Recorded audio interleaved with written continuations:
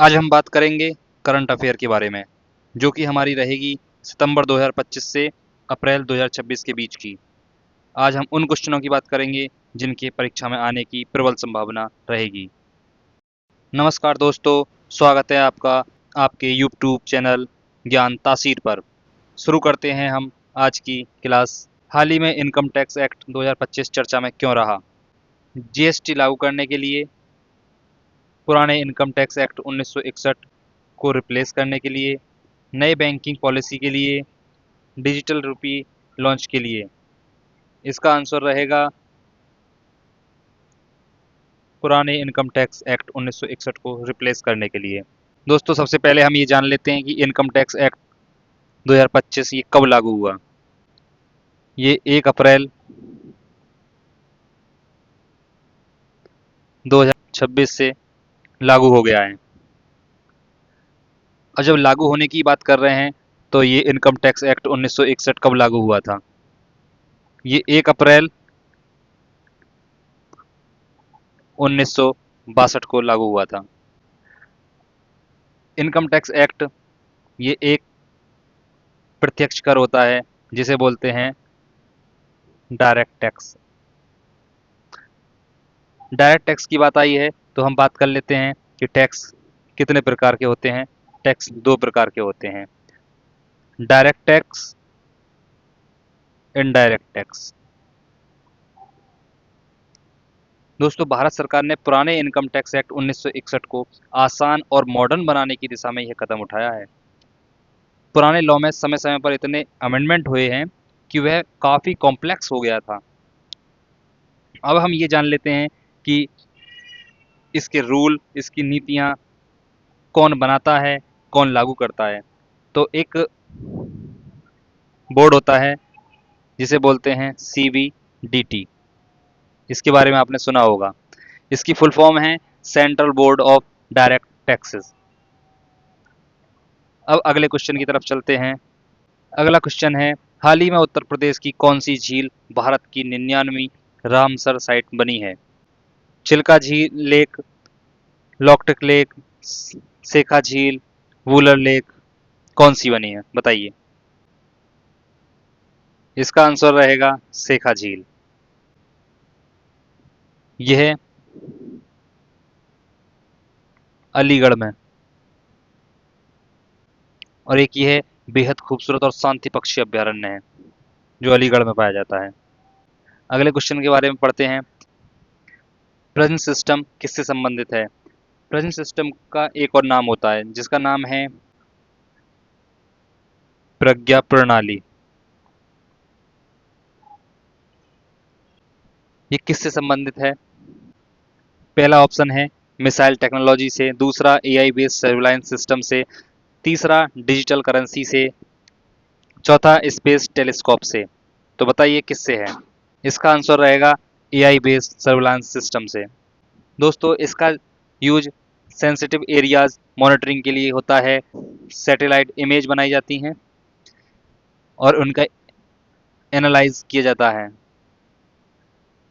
उसमें इसका यूज होता है। ये सिक्योरिटी इंटेलिजेंस के यूज में भी आती है और आज के समय में इसका इंटरनल सिक्योरिटी में तेजी से उपयोग किया जा रहा है। अगले क्वेश्चन पे चलते हैं। DPI@2047 रोड मैप किस ऑर्गेनाइजेशन द्वारा लॉन्च किया गया? पहला ऑप्शन है RBI, दूसरा DRDO, तीसरा नीति आयोग, चौथा इसरो।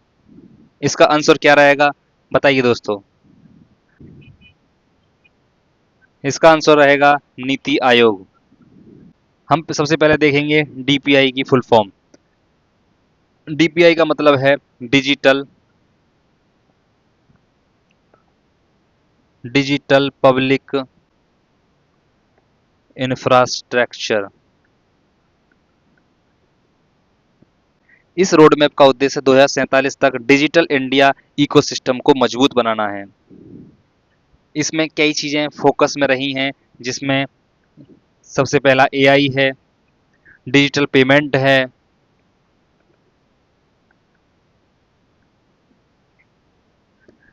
डिजिटल गवर्नेंस है, डिजिटल सर्विस है,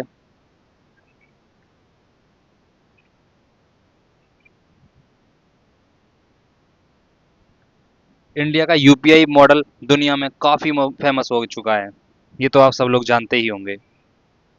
अगले क्वेश्चन पर चलते हैं। 2025 में ऑपरेशन सिंदूर चर्चा में क्यों रहा? ऑपरेशन सिंदूर, मुझे नहीं लगता इसके बारे में किसी ने नहीं सुना होगा, जिसके अंदर थोड़ी सी बहुत भी देशभक्ति होगी, पर हम फिर भी पढ़ लेते हैं। 2025 में ऑपरेशन सिंदूर चर्चा में क्यों रहा? फ्लड रिलीफ के लिए, एंटी टेरर ऑपरेशन के लिए, स्पेस मिशन के लिए,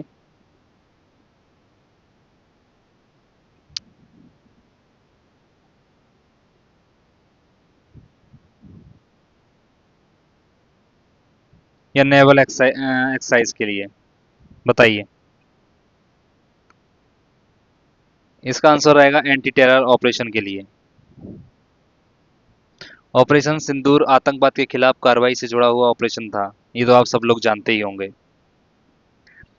अगले क्वेश्चन पे चलते हैं।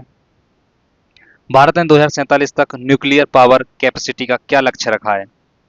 ए ऑप्शन है 25 गीगावाट, बी 50, सी 75 गीगावाट, या डी 100 गीगावाट? बताइए। इसका आंसर रहेगा 100 gigawatt. Bharat clean energy sector को तेजी से बढ़ा रहा है। 2047 तक 100 गीगावाट न्यूक्लियर पावर कैपेसिटी का लक्ष्य रखा गया है, इसीलिए। अगला क्वेश्चन देखते हैं। स्वामित्व स्कीम किससे संबंधित है? पहला ऑप्शन है हेल्थ इंश्योरेंस से, बी रूरल प्रॉपर्टी कार्ड से, सी सोलर एनर्जी से, या डी स्टार्टअप फंडिंग से? इसका आंसर बताएंगे। इसका आंसर है रूरल प्रॉपर्टी कार्ड से। स्वामित्व स्कीम, ये रूरल प्रॉपर्टी कार्ड से संबंधित है। नाम से ही आपको समझ में आ रहा होगा, स्वामित्व स्कीम के तहत गांव में ड्रोन सर्वे करके प्रॉपर्टी कार्ड दिए जाएंगे। इसका उद्देश्य है कि ग्रामीण संपत्ति का रिकॉर्ड तैयार करना है और ओनरशिप डिस्प्यूट कम करने हैं। अगला क्वेश्चन देखते हैं। इंडिया एसडीजी डैशबोर्ड किससे संबंधित है? इसका पहला ऑप्शन है डिफेंस डाटा से, B sustainable development goal tracking से, या सी इलेक्शन मॉनिटरिंग से, या डी बैंकिंग रिकॉर्ड से? इसका आंसर रहेगा सस्टेनेबल डेवलपमेंट गोल्स ट्रैकिंग से। आपको इसमें ही समझ में आ जा रहा होगा, इंडिया एसडीजी डैशबोर्ड, इसकी फुल फॉर्म है सस्टेनेबल डेवलपमेंट गोल्स। अगले क्वेश्चन पे चलते हैं। हाल ही में आईएनएस निरीक्षक चर्चा में क्यों रहा? पहला ऑप्शन है स्पेस मिशन के लिए, दूसरा ऑप्शन है नेवल डाइविंग एक्सरसाइज के लिए, तीसरा एआई सैटेलाइट के लिए, या चौथा मिसाइल टेस्टिंग के लिए? इसका आंसर रहेगा नेवल डाइविंग एक्सरसाइज के लिए। आईएनएस निरीक्षक भारतीय नौसेना का डाइविंग सपोर्ट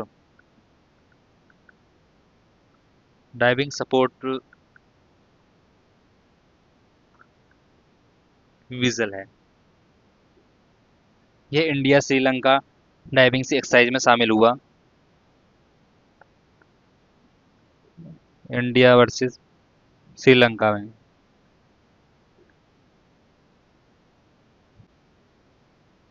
हाल ही में भारत ने इथेनॉल प्रोडक्शन पर रिस्ट्रिक्शन क्यों हटाई है?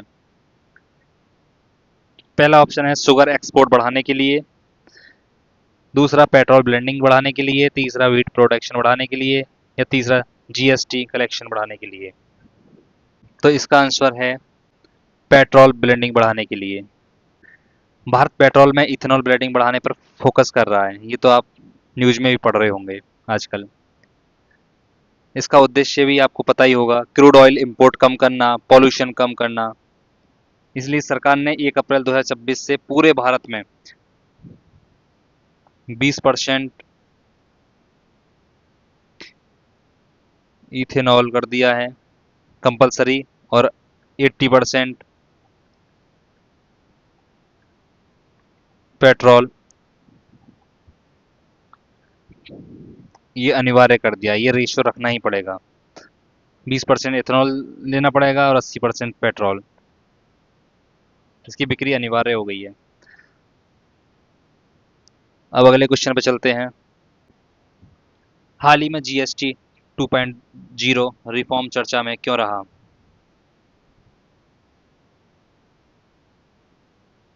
पहला ऑप्शन है डिफेंस रिफॉर्म के लिए, टैक्स सिंप्लीफिकेशन के लिए, या इलेक्शन रिफॉर्म के लिए, या चौथा ऑप्शन बैंकिंग रिफॉर्म के लिए। बताइए कौन सा सही है। इसका आंसर रहेगा टैक्स सिंप्लीफिकेशन के लिए। जीएसटी सिस्टम को और आसान बनाने के लिए जीएसटी 2.0 रिफॉर्म चर्चा में रहा है। ये तो आप समझ ही पा रहे होंगे। जीएसटी भारत में 1 जुलाई 2017 को लागू हुआ था। जीएसटी की फुल फॉर्म भी आपको पता ही होगी, गुड्स एंड सर्विस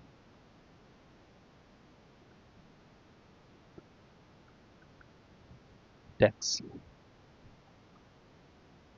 अगले क्वेश्चन पे चलते हैं।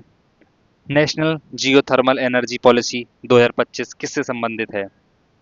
पहला ऑप्शन है सोलर एनर्जी से, दूसरा वाइंड एनर्जी से, तीसरा अर्थ हीट एनर्जी से, चौथा न्यूक्लियर एनर्जी से।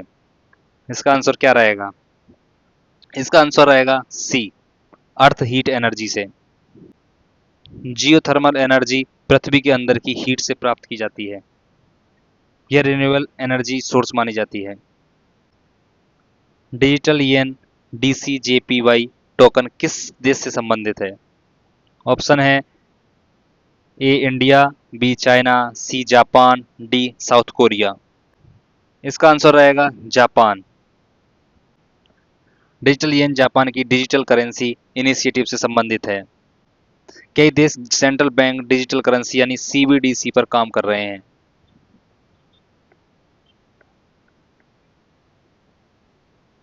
अगला क्वेश्चन है।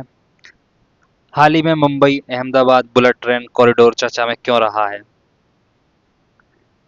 Option A defence corridor, B high speed rail project, C space research, D river project. बताइए। ये रहा है हाई स्पीड रेल प्रोजेक्ट के को लेकर। यह भारत का पहला बुलेट ट्रेन प्रोजेक्ट है।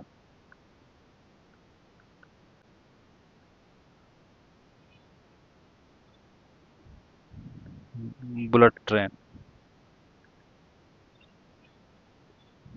प्रोजेक्ट है। इस प्रोजेक्ट में जापान की शिंकानसेन का उपयोग किया गया है।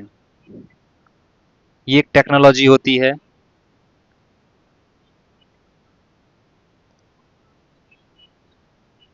शिंकानसेन। इस टेक्नोलॉजी का उपयोग करके ये बनाया गया है कॉरिडोर। 2027 तक ये कंप्लीट होने की संभावनाएं हैं।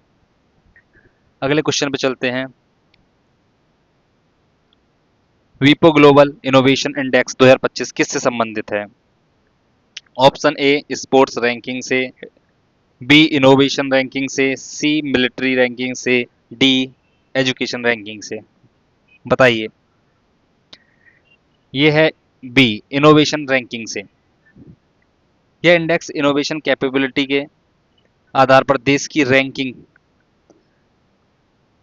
डिसाइड करता है और जारी करता है उन्हें। इसकी फुल फॉर्म देख लेते हैं, यहां लिख लेते हैं। World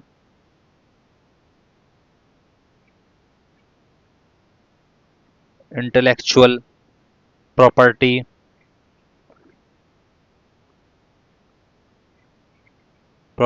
organisation.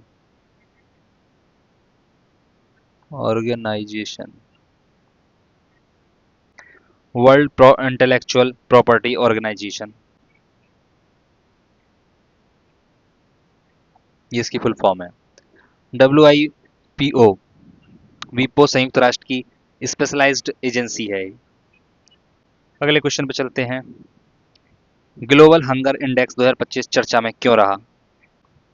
पहला ऑप्शन है मिलिट्री रैंकिंग को लेके, दूसरा हंगर एंड न्यूट्रिशन रिपोर्ट को लेके, तीसरा स्पोर्ट्स रैंकिंग के लेके, डी है एआई टेक्नोलॉजी को लेके। इसी से समझ में आ रहा होगा कि इसका जवाब कहाँ है। इसका आंसर है B, hunger and nutrition report को लेकर। ग्लोबल हंगर इंडेक्स यानी जीएचआई दुनिया के देश में भूख और कुपोषण की स्थिति को मापता है। पीएमई ड्राइव स्कीम किससे संबंधित है? पहला ऑप्शन है digital education, B electric vehicles, C cyber security, D railway modernisation. बताइए। इसका आंसर रहेगा इलेक्ट्रिक व्हीकल के लिए। पीएमई ड्राइव स्कीम किससे संबंधित है? इलेक्ट्रिक व्हीकल के लिए। पीएमई ड्राइव स्कीम का उद्देश्य इलेक्ट्रिक व्हीकल को बढ़ावा देना था।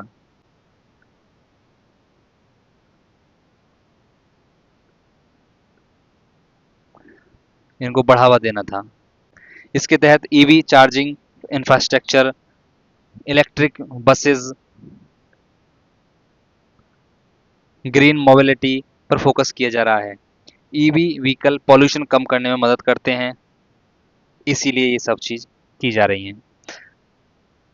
अगला क्वेश्चन देखते हैं। एक्सरसाइज वज्र प्रहार 2025 किन देशों के बीच आयोजित हुआ? Option A India Russia, B India USA, C India France, D India Japan. बताइए इसका आंसर। इसका आंसर है इंडिया यूएसए। एक्सरसाइज वज्र प्रहार भारत और अमेरिका के स्पेशल फोर्सेस का एक जॉइंट मिलिट्री एक्सरसाइज होता है।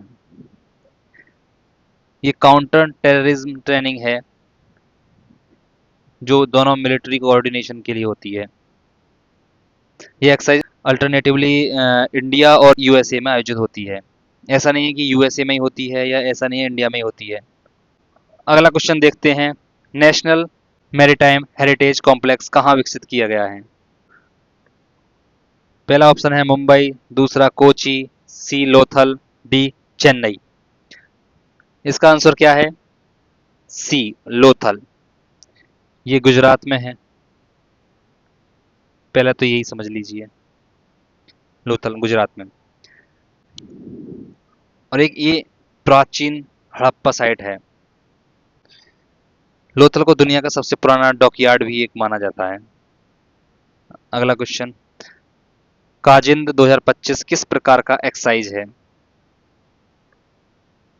A naval exercise, space exercise, military exercise या साइबर एक्सरसाइज। इसका आंसर है C military exercise, Kazind 2025।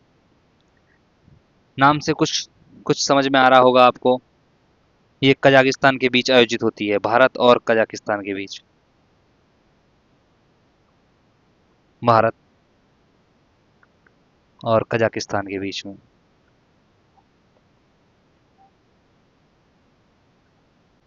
Kazind का पूरा नाम कजाकिस्तान इंडिया एक्सरसाइज है। इससे आधा आधा समझ सकते हैं कि ए जेड से कजाकिस्तान, आई एन डी से इंडिया। इससे भी हम निकाल सकते हैं कि ये मिलिट्री एक्सरसाइज कहाँ की है, भारत की और कजाकिस्तान की। अगले क्वेश्चन पढ़ते हैं। हाल ही में भारत 6G विजन चर्चा में क्यों रहा है? 6G आ चुका है, ये आप देख ही रहे होंगे। क्यों रहा है? मिसाइल टेक्नोलॉजी को लेके, नेक्स्ट जनरेशन टेलीकॉम टेक्नोलॉजी को लेके, या एग्रीकल्चर रिफॉर्म को लेके, या डी न्यूक्लियर एनर्जी को लेके। इसका आंसर क्या रहेगा बताइए। B next generation telecom technology को लेके। भारत 6G टेक्नोलॉजी डेवलपमेंट पे तेजी से काम कर रहा है, ये आप देख ही रहे होंगे। 6G technology future communication system मानी जा रही है जो 5G से कई गुना तेजी से काम करेगी। अगला क्वेश्चन देखेंगे। वन हेल्थ मिशन किससे संबंधित है? Option A animal and human health integration, B digital banking, C space medicine, D railway health system. बताइए कौन सा है। वन हेल्थ मिशन ये animal and human health integration है। इसका उद्देश्य है ह्यूमन हेल्थ और एनिमल हेल्थ और एनवायरमेंटल हेल्थ। ये तीनों हेल्थों को लेके काम कर रहा है। कौन कौन सी? ह्यूमन, एनिमल, एनवायरमेंटल, इन तीनों को लेके ये काम कर रहा है, एक साथ इंटीग्रेट हुए हैं ये। अगला क्वेश्चन है, इंडिया वाटर वीक 2025 का मुख्य उद्देश्य क्या है? A, river linking, B, water conservation awareness, C, nuclear energy, D, AI development. इसका आंसर बताइए। इसका रहेगा वाटर कंजर्वेशन अवेयरनेस को लेके। इसका मुख्य उद्देश्य इंडिया वाटर वीक 2025 का ये था, वाटर कंजर्वेशन अवेयरनेस। भारत दुनिया के उन देशों में शामिल है जहां ग्राउंड वाटर यूजेस बहुत अधिक होता है। अगले क्वेश्चन देखते हैं, नेशनल क्वांटम मिशन किससे संबंधित है? Option A, advance computing technology, B, sports analytics, C, agriculture mapping, D, space tourism. इसका आंसर क्या रहेगा बताइए। इसका आंसर रहेगा advance computing technology. Quantum technology का जो मिशन है ये फ्यूचर टेक्नोलॉजी मानी जा रही है हमारी। इसका मिशन है साइबर सिक्योरिटी को लेके।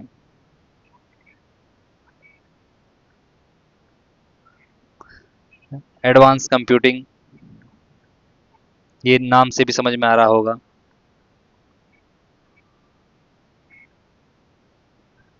तीसरा, साइंटिफिक रिसर्च।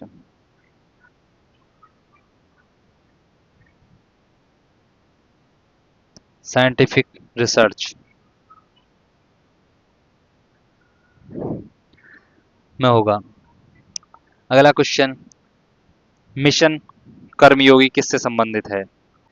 ए, army training, C, civil service capacity building, C, startup funding, D, digital education. इसका आंसर बताइए। B, civil service capacity building. Mission Karmayogi सरकारी कर्मचारियों की एक स्किल डेवलपमेंट पहल है जिससे जो सरकारी कर्मचारी हैं उनके अंदर स्किल डेवलप की जाएंगी। आपने एक नाम और सुना होगा, आई गॉट। यह mission online learning platform iGOT Karmayogi से ही जुड़ा हुआ है। अगला क्वेश्चन देखेंगे, हाल ही में ग्लोबल बायोफ्यूल्स अलायंस चर्चा में क्यों रहा है?